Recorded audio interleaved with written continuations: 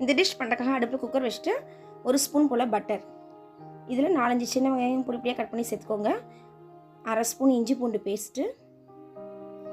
இதில் வந்து காளானோட ஸ்டெம்ஸ் மட்டும் யூஸ் பண்ணாலே போதும். நான் கொஞ்சம் காளானும் சேர்த்துருக்கேன், பொடியை கட் பண்ணி சேர்த்துக்கோங்க. இதுக்கு தேவையான உப்பு 1/2 ஸ்பூன், கல் உப்பு, 1 ஸ்பூன் மிளகு சீரகத்தூள், ஒரு மீடியம் சைஸ் தக்காளியை மிக்சியில் அரைச்சி சேர்த்துக்கோங்க. இதில் 4 டம்ளர் தண்ணி சேர்த்துட்டு கார்ன்ஃப்ளவர் மாவை வந்து இந்த தண்ணி சூடாகிறதுக்கு முன்னாடி ஒரு டேபிள் ஸ்பூன் போல் போட்டு நல்லா கலக்கி விட்டுருங்க. அப்படி இல்லைன்னா தனியாக தண்ணியில் கரைச்சி சேர்த்துக்கோங்க.